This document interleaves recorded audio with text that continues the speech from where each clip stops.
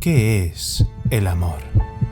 La respuesta a esa pregunta varía según la persona. En este vídeo ilustraremos la forma de entender las relaciones afectivas de tres de los personajes más retorcidos de Hunter x Hunter. Soy Pariston Binge, y sin nada más que añadir, comencemos. Poco sabemos sobre la infancia de Hisoka más allá de un one-shot realizado por Suishida sobre el personaje, el cual cuenta con la aprobación del propio Togashi. En este one-shot se nos presenta a Hisoka en una etapa entre la infancia y la preadolescencia, donde apenas se perciben cambios significativos en su personalidad en comparación con su versión adulta. Esto sugiere que muchos de sus rasgos característicos podrían ser innatos, parte esencial de su naturaleza, y no necesariamente del resultado de un trauma infantil. Sin embargo, a pesar de que este one-shot fue del agrado de Togashi, en la actualidad no forma parte del canon oficial, por ello no podemos considerar estos acontecimientos como hechos confirmados dentro de la historia. En consecuencia, para este análisis tomaremos únicamente su versión canónica, comenzando con el Hisoka en su versión adulta que todos conocemos. Hisoka presenta una estructura de personalidad con trastorno de personalidad antisocial, combinado con rasgos psicopáticos, sadismo y una parafilia de tipo hedonista, lo que configura un funcionamiento profundamente orientado al placer, la transgresión y la estimulación extrema. Esta organización es coherente con una lógica interna donde el goce personal constituye el eje central de la vida psíquica. Su funcionamiento es marcadamente hedonista, lúdico y teatral, con una constante orientación al riesgo. Hisoka no se mueve por metas de estabilidad, poder estructural o control a largo plazo, sino por la búsqueda de experiencias intensas que mantengan elevada su activación emocional. El juego, la provocación y el espectáculo no son meros adornos de su personalidad, sino el modo principal en que se relaciona con el mundo y consigo mismo. La regulación emocional en Hisoka es exuberante, excitatoria y dramatizada. A diferencia de estructuras afectivamente planas, sus emociones se expresan con intensidad y exceso. Aunque no de forma auténticamente empática, la exaltación emocional cumple una función reguladora. Transforma cualquier tensión, peligro o agresión en excitación y placer. De este modo, la emoción no es procesada, sino que directamente se actúa, convirtiendo lo que debería ser la experiencia afectiva en un evento corporal y performativo orientado al goce.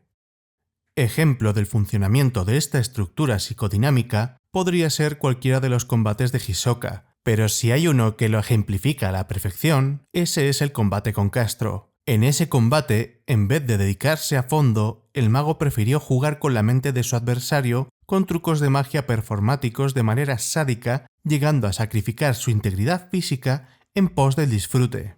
Hasta que, según el criterio de Hisoka, Castro ya no tenía más que ofrecer y terminó con él sin contemplaciones ni remordimiento.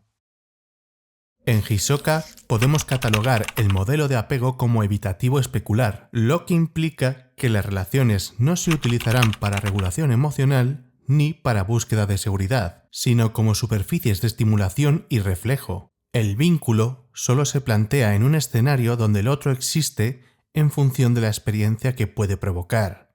La función del otro es la fuente de excitación y desafío. Hisoka se vincula únicamente en la medida en que el otro puede ofrecer riesgo, intensidad, sorpresa o confrontación. Cuando esa capacidad se agota, el interés desaparece.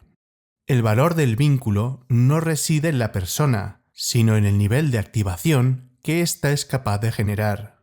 Un ejemplo de esto es Crollo. El líder de las arañas genera interés en Hisoka hasta que éste es incapaz de usar Nen debido a las cadenas de Kurapika. En ese momento, el gancho deja de ser interesante, y no es hasta que vuelve a recuperar la capacidad de utilizar Nen con la ayuda del propio Hisoka que vuelve a ser interesante. La cercanía emocional sostenida no despierta en Hisoka deseo ni seguridad, por el contrario, lo aburre y lo desactiva. La intimidad emocional Implica estabilidad y previsibilidad, dos condiciones que entran en conflicto directo con su búsqueda constante de estimulación. Por ello, evita cualquier relación que derive en compromiso afectivo real. En consecuencia, su capacidad de vínculo es episódica, además de erotizada. Hisoka puede establecer conexiones breves, intensas y cargadas de tensión erótica o agresiva, pero carece de la disposición psíquica para sostener un vínculo continuo. El vínculo se manifiesta como un evento puntual de alta intensidad y desaparece una vez consumido el estímulo que lo originó. En el plano de la motivación afectiva inconsciente, Hisoka está impulsado fundamentalmente por la búsqueda de excitación, desafío y la sensualidad asociada al riesgo. Su vida psíquica no está organizada alrededor de la estabilidad ni del vínculo, sino de la intensificación constante de la experiencia. La activación emocional elevada es el equivalente funcional de lo que, en otras estructuras, sería la seguridad afectiva. El núcleo de la fantasía que sostiene este funcionamiento se expresa en el combate donde el peligro se erotiza. El enfrentamiento no es solo un medio para medir las fuerzas, es un escenario cargado de significado libidinal. El riesgo, la posibilidad de perder o morir y la confrontación con un rival poderoso se transforman en fuentes directas de placer. Dentro de esta fantasía, el rol del otro es el de oponente erógeno. El otro no es amado ni necesitado como sujeto, sino investido como objeto de excitación. Alguien cuya fuerza, imprevisibilidad y capacidad de confrontación despiertan deseo. La carga erótica no se dirige a la intimidad ni al cuidado, se dirige al momento del choque, al clímax del enfrentamiento. Así, el vínculo afectivo queda reducido a una función transitoria: provocar el máximo nivel de activación antes de extinguirse una vez consumado el duelo. En este punto me gustaría hacer una observación, y es que tras su enfrentamiento con Crollo, este rasgo se ha modificado ligeramente. El riesgo continúa percibiéndose como un estímulo que le proporciona placer de forma exponencial. Sin embargo, el hecho de haber perdido la vida en dicho enfrentamiento, aunque solo fuera de manera momentánea, ha provocado que Hisoka ahora sea capaz de otorgarle un valor real al riesgo. Esto lo vuelve más peligroso, ya que, si bien no sabemos hasta qué punto ha adquirido autocontrol, ha demostrado tener la intención de cambiar su forma de actuar en este aspecto. Dicho de otra manera, estoy convencido de que a partir de ahora veremos cómo Hisoka mantiene su motivación afectiva, pero comenzará a medir el riesgo intentando evitar dar ventajas excesivas como hizo en su combate con Crollo. En Hisoka, la empatía no está globalmente abolida, sino selectivamente ausente.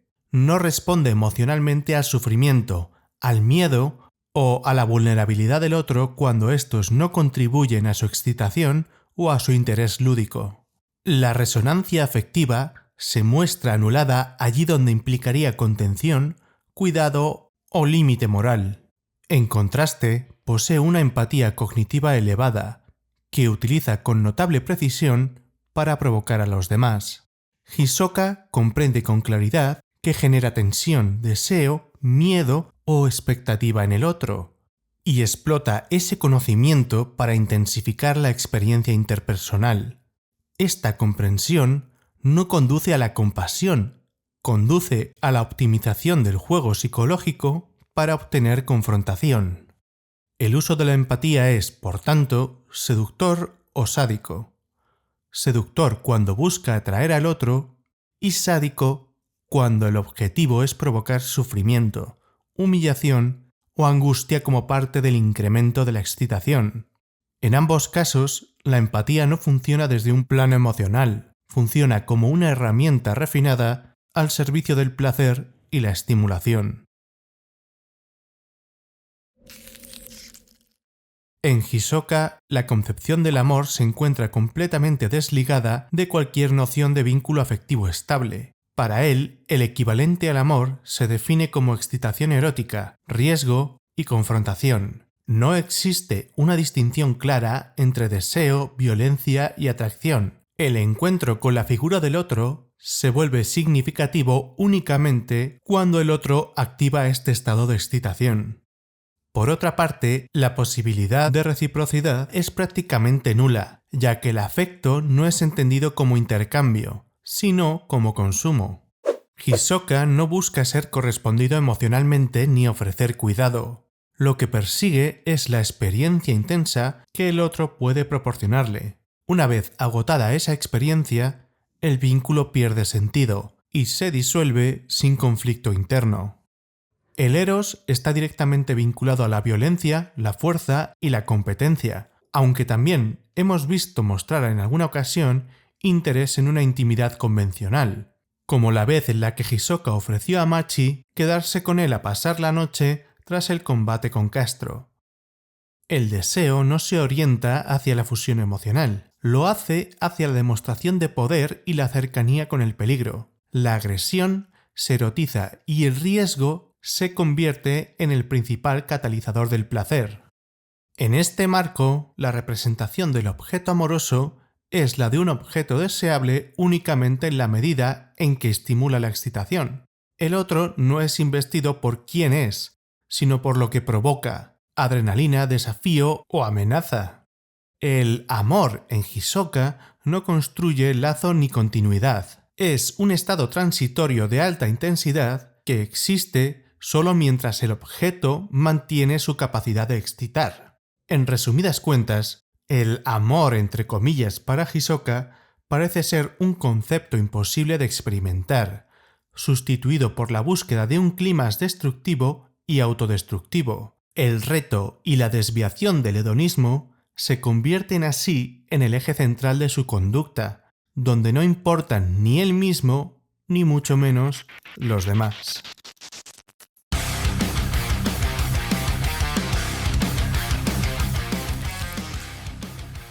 Pariston encarna perfectamente lo que en psicología se conoce como la tríada oscura, una suma de psicopatía, narcisismo y maquiavelismo. De Pariston tampoco conocemos nada anterior a su etapa adulta. Sin embargo, existe un posible acontecimiento que podría resultar determinante y cambiar por completo la perspectiva que tenemos del personaje en la actualidad. La teoría de que Pariston podría ser Sheila. En este vídeo no entraremos a debatir dicha posibilidad y nos ceñiremos a la información canon que tenemos a día de hoy. Aún así, no es una cuestión que se pudiera pasar por alto, y había que mencionarlo y tenerlo en cuenta para un posible futuro análisis si es que Togashi se termina pronunciando al respecto. En Pariston Hill, la estructura de su personalidad se articula en torno a una tríada oscura plenamente desarrollada, compuesta por rasgos psicopáticos, narcisismo grandioso y un maquiavelismo altamente sofisticado. Esta organización no se manifiesta de una forma abiertamente antisocial, sino integrada en un funcionamiento socialmente adaptado y eficaz, lo que le permite operar con éxito dentro de sistemas complejos de poder. Esto lo podemos ver claramente en su desempeño como vicepresidente del Zodiaco. Su funcionamiento es flexible, estratégicamente camuflado y profundamente calculador. Pariston se adapta con facilidad a distintos contextos, modula su comportamiento según el interlocutor y utiliza el encanto como herramienta central de influencia.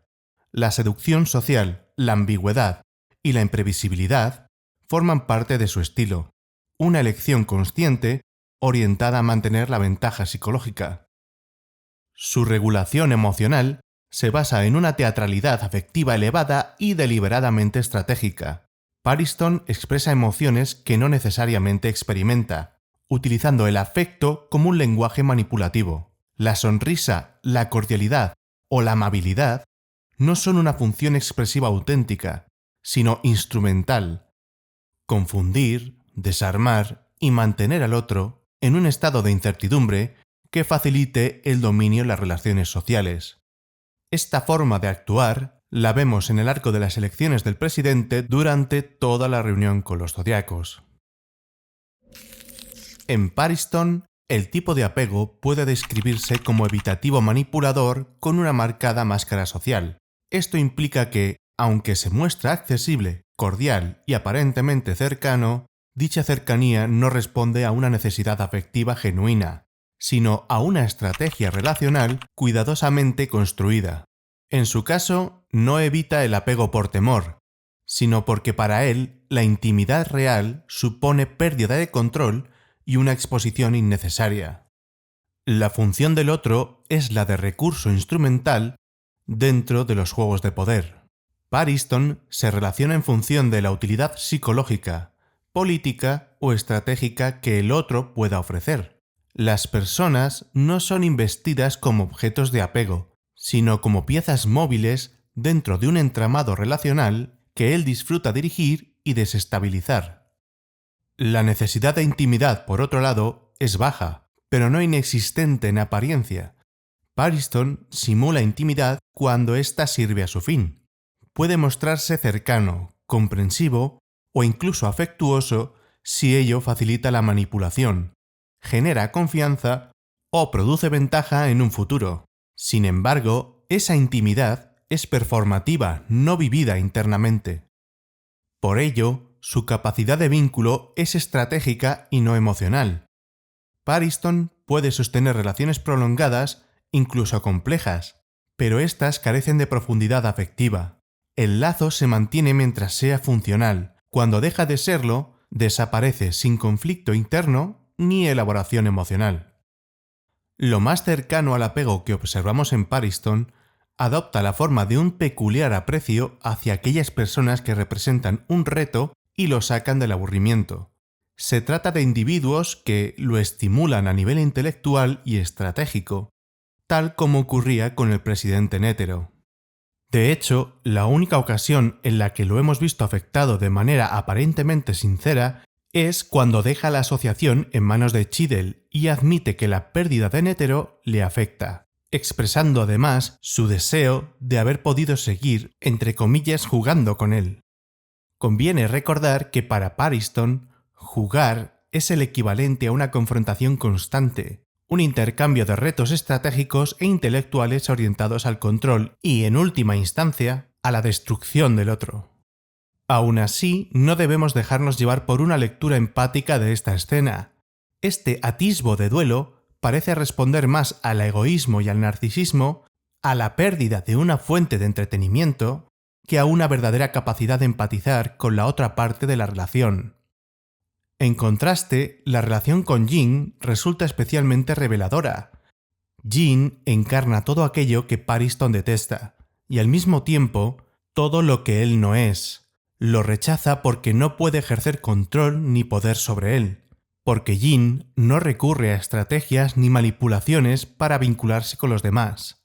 Él crea esos vínculos desde la franqueza.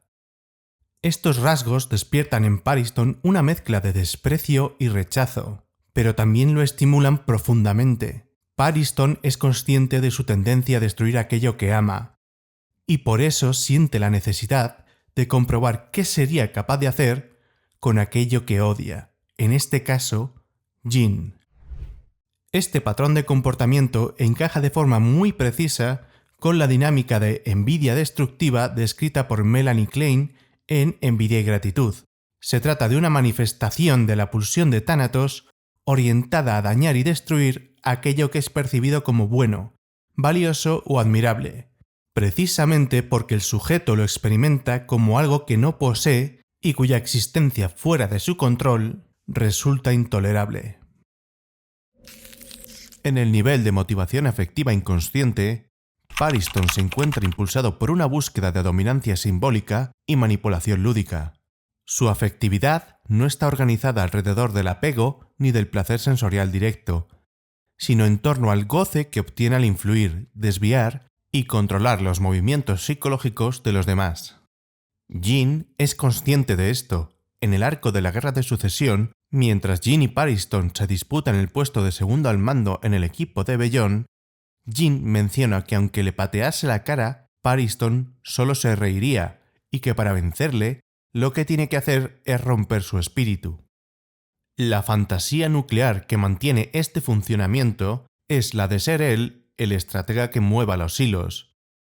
Pariston se imagina y se posiciona como una figura que actúa por encima del tablero visible, anticipando reacciones, generando caos y controlando y observando cómo los demás actúan conforme a dinámicas que él ha iniciado. Esta fantasía sustituye a cualquier necesidad de intimidad. El control de la escena relacional ocupa el lugar del vínculo. En esta fantasía, el rol del otro queda reducido al de una mera pieza de ajedrez dentro de su juego. Algunos son piezas sacrificables y otros oponentes estimulantes que justifican el juego. En ningún caso son sujetos con los que establecer una relación afectiva genuina. Son participantes, en su mayoría involuntarios, de una dinámica diseñada para confirmar su superioridad psicológica y mantener activo su goce narcisista. En Pariston, la empatía presenta una asimetría marcada entre lo emocional y lo cognitivo, característica de personalidades manipuladoras de alto funcionamiento. La empatía emocional es muy baja. Pueden modularla superficialmente según el contexto social. Esto le permite aparentar preocupación, interés o cercanía cuando la situación lo requiere, sin que exista una resonancia afectiva genuina. Por el contrario, su empatía cognitiva es muy alta, con una lectura social extremadamente precisa. Pariston comprende con rapidez las motivaciones, inseguridades, deseos y puntos débiles de los demás. Esta capacidad, lejos de estar orientada al cuidado ni a la comprensión mutua, sí lo está al análisis estratégico del comportamiento ajeno. Su uso de la empatía es exclusivamente de manipulación estratégica. Pariston emplea su comprensión del mundo interno del otro para anticipar reacciones, inducir decisiones, generar alianzas o provocar conflictos, en su mayoría controlados. No usa la empatía a modo de puente emocional, sino como una herramienta para dirigir el comportamiento ajeno, reforzando su fantasía de ser quien mueve los hilos desde una posición aparentemente inofensiva. Un ejemplo complejo, ambiguo, pero a la vez esclarecedor de este funcionamiento empático en Pariston se da durante la reunión de los zodiacos para elegir un nuevo presidente. En este contexto, Pariston provoca deliberadamente al grupo al proponer su propia candidatura, saltándose el proceso electoral. Los zodiacos, a excepción de Jin, que comprende el juego al que Pariston está jugando, reaccionan con ira, cayendo de lleno en su provocación. Es entonces cuando Pariston expone la estrechez de miras del grupo. Argumenta que el hecho de ser personas extremadamente fuertes los ha llevado a perder la capacidad de comprender y por ende de empatizar con los sentimientos, prioridades y modos de funcionamiento de la gente débil. Frente a ellos, Pariston afirma que él sí puede entender esa perspectiva, precisamente porque sabe lo que se siente al ser débil. En este ejemplo concreto, sin embargo, no contamos con información suficiente para extraer una conclusión psicológica definitiva. Desconocemos la verdadera magnitud de la fuerza de Pariston y carecemos de datos sobre su pasado que permitan corroborar y refutar su discurso. Aún así, es posible conjeturar que, como ocurre con muchas mentiras eficaces y acorde a su perfil psicológico, su relato sea una mezcla cuidadosamente dosificada de verdades y mentiras, orientada en este caso al control y la manipulación, y con un ligero matiz de humillación hacia sus interlocutores, que en este caso son los zodiacos. En Pariston, la concepción del amor está completamente desligada de cualquier idea de vínculo afectivo o encuentro emocional genuino. Para él, el amor se define como un juego de poder y una fascinación por dominar la mente. No existe interés por el otro como un sujeto con interioridad propia. Lo que despierta su implicación es la posibilidad de influir, confundir y ejercer control psicológico. La posibilidad de reciprocidad es nula, ya que Pariston no busca una respuesta afectiva equivalente ni una relación de intercambio. Lo único que le interesa es la reacción del otro, ya sea desconcierto, dependencia, admiración o malestar. El afecto del otro es valioso solo en la medida en que confirma su capacidad de manipulación. En este contexto, la representación del objeto amoroso es la de un objeto intercambiable según su utilidad. Las personas no son investidas de manera estable ni singular. Pueden ser sustituidas sin conflicto interno cuando dejan de servir a la dinámica de poder.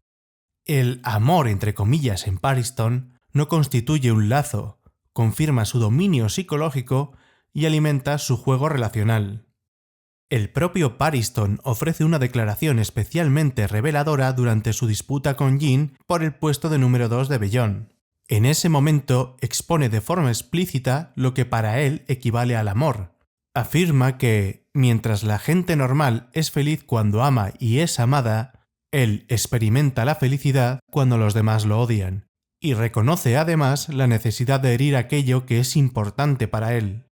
Apoyándonos en todo el análisis previo y en esta confesión directa, podemos afirmar que, debido a su particular forma de ser, Pariston solo es capaz de establecer vínculos a través del odio del otro hacia él.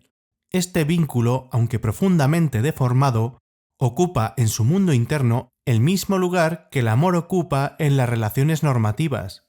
Esto podría explicarse porque para Pariston, aquello que es importante debe de ser conservado. Y el único modo de hacer lo que conoce es mediante el control. El odio, aunque esté dirigido hacia su propia persona, es un afecto predecible, estable y seguro. Garantiza la permanencia del vínculo y le permite seguir jugando entre comillas con él. De este modo, el rechazo se transforma en una forma de apego funcional para su estructura psíquica. Cuando Pariston menciona su necesidad de herir aquello que le importa, emerge nuevamente la pulsión destructiva que lo caracteriza. Esta podría entenderse como un mecanismo defensivo o como un rasgo inherente a su naturaleza. Personalmente, la segunda opción me parece más plausible. No obstante, es cierto que no contamos con la información suficiente para afirmarlo de manera concluyente.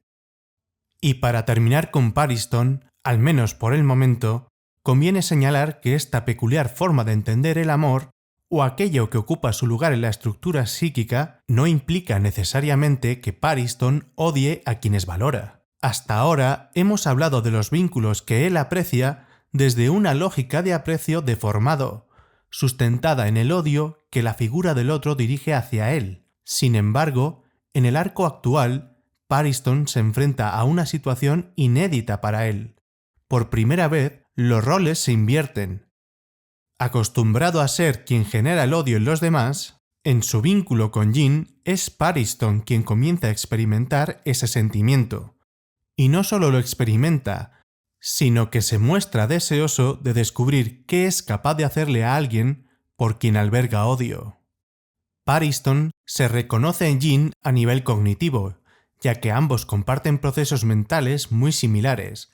Ese reconocimiento es precisamente lo que despierta su rechazo. Jin alcanza los mismos objetivos que Pariston, pero lo hace a través de la convicción y la autenticidad, en lugar de la manipulación. Esta diferencia resulta irritante para Pariston, ya que confronta directamente su propia forma de funcionar y afecta a su narcisismo. Aunque el propio Pariston todavía no sea plenamente consciente del origen de estos sentimientos, sí podemos confirmar que, en este caso, Jin opera como un espejo distorsionado de sí mismo. En este tipo de situaciones, cuando un personaje con rasgos pertenecientes a la llamada tríada oscura se enfrenta a su reflejo, la reacción suele ser predecible. Obsesión, proyección, puesta a prueba constante y una fijación creciente con el sujeto que encarna ese espejo.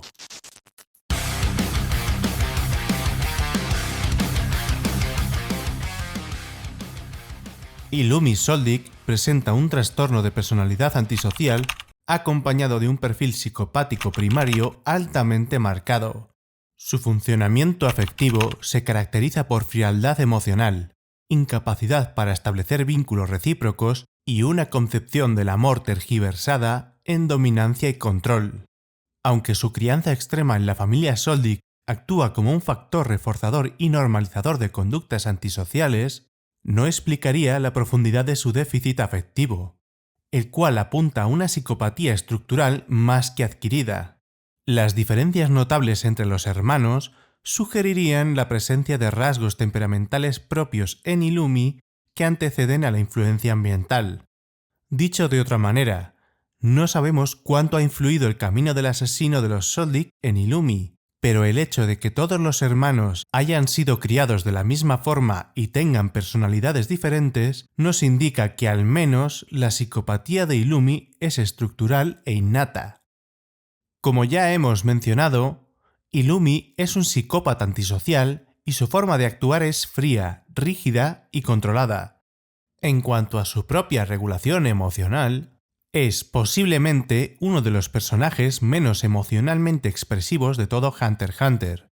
Y no solo cuenta la expresión emocional en positivo, sino que también cuenta en negativo. La ausencia de emociones o expresión alguna la podemos palpar tanto en sus actos como en su mirada, una mirada fría, vacía e inerte. Illumi presenta un modelo de apego evitativo desafectivo extremo, lo que implica una organización interna en la que la cercanía emocional, además de no ser buscada, es activamente excluida. En su psique, la intimidad carece de valor y no cumple ninguna función reguladora, ni la necesita ni la desea. La figura del otro no es representada como un sujeto con el que establecer un vínculo recíproco, sino más bien como un objeto funcional, definido exclusivamente por su utilidad dentro de un sistema donde los fundamentos son la familia, la misión y un orden que debe preservarse. Esta forma de representación impide la emergencia de relaciones afectivas genuinas, ya que toda interacción está medida por el cálculo y la función, y no por la conexión emocional. Illumi no experimenta carencia afectiva ni angustia por la distancia emocional. La proximidad que normalmente para otras personas se asociaría con un refugio, para Illumi es una potencial interferencia, algo no necesario que podría convertirse en algo útil o en una amenaza. Como consecuencia, su capacidad de vínculo se encuentra profundamente disociada, prácticamente inhabilitada, y no porque haya sido reprimida por conflicto interno, más bien porque nunca se desarrolló como una función psíquica significativa. Dicho de otra manera, Illumi no evita el apego por miedo a perderlo, sino porque el apego en sí mismo no forma parte de su arquitectura emocional. Su motivación central gira en torno al control, el orden y la preservación del linaje. Esto significa que su mundo interno está estructurado por un deseo constante de mantener todo bajo un estricto orden y asegurar la estabilidad y continuidad de su familia. La manera correcta de funcionar según la psique de Illumi es la de un mundo estático y predecible, en el que todo se encuentra bajo control y no existen sorpresas ni desviaciones que puedan amenazar ese equilibrio. Este ideal de previsibilidad es fundamental para Illumi, ya que le proporciona una sensación de seguridad y dominio absoluto. En este contexto psicológico, el rol del otro se reduce al de ser un elemento funcional cuyo único fin es ser utilizado y manipulado. Los demás no son sujetos con autonomía propia, son partes de un entramado que sirve a sus fines, y cuya utilidad se mide en términos de su capacidad para mantener o reforzar ese orden y control.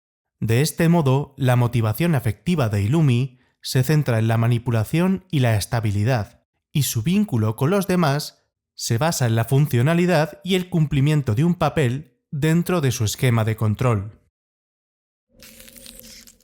En el ámbito de la empatía, el funcionamiento de Illumi se caracteriza por una escisión clara entre comprensión y resonancia emocional. La empatía emocional es prácticamente inexistente, no experimenta una respuesta afectiva ante el sufrimiento, el miedo o el bienestar del otro. Las emociones ajenas no generan en él ninguna resonancia interna ni activan un sentimiento de culpa, compasión o preocupación genuina. En contraste, Illumi posee una empatía cognitiva elevada, especialmente orientada a la evaluación táctica. Comprende con precisión los estados mentales, las motivaciones y las probables reacciones de los demás, pero este conocimiento cumple una función estratégica y no relacional. Entender al otro le sirve para anticipar conductas, optimizar decisiones y maximizar el control de la situación. De este modo, la empatía emocional, que en un funcionamiento psíquico sano permite la conexión y el cuidado, es sustituida por el cálculo. La comprensión del otro no va dirigida a la vinculación, sino a conseguir una manipulación lo más eficiente posible.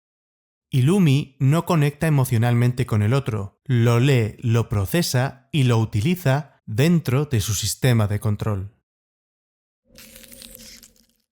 En Illumi, la concepción del amor, o más bien lo que hemos visto que sería el equivalente para el personaje, se encuentra profundamente distorsionada y desligada de cualquier noción de reciprocidad o encuentro emocional. Para él, el amor no se define como un reconocimiento del otro como sujeto. Se define como control y posesión absoluta. Amar equivale a garantizar que el otro permanezca bajo dominio, sin permitir un margen para la autonomía ni para la imprevisibilidad. Esto se manifiesta con especial fuerza en la relación de Illumi con Killua. Cuanta más autonomía e independencia va adquiriendo Killua respecto a su familia, y en particular frente a Illumi, quien llegó al extremo de implantarle una aguja en el cerebro con el fin de ejercer un mayor control sobre él, más invasivo y coercitivo se vuelve su hermano mayor. El único límite real a esta dinámica lo constituyen las normas familiares, que funcionan como su único código ético.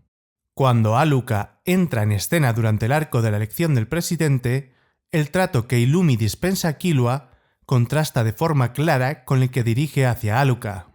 Esto se debe a que Illumi no considera a Nanika y en su defecto a Alluka como parte de la familia, por lo que ese código ético familiar del que hablábamos no se aplica en este caso. No obstante, y aunque esas normas familiares se sigan aplicando en Killua, Illumi puede seguir llevando a cabo su objetivo, y es que tras descubrir el funcionamiento de la habilidad de Nanika, Illumi pretende hacerse con ese poder. La vía que Illumi pretende seguir para lograrlo es la manipulación de Nanika a través de Killua, instrumentalizando el vínculo entre ambos. La sola idea de poder controlar una fuerza de tal magnitud resulta profundamente embriagadora para el mayor de los Soldic, y es en estos momentos donde podemos ver la magnitud de su necesidad de control absoluto y a la cosificación de los demás como meros medios para alcanzar sus fines. Por otra parte, la posibilidad de reciprocidad es nula. Illumi no espera ni desea una respuesta afectiva equivalente. El intercambio emocional carece de sentido dentro de su lógica interna. La relación es inherentemente asimétrica.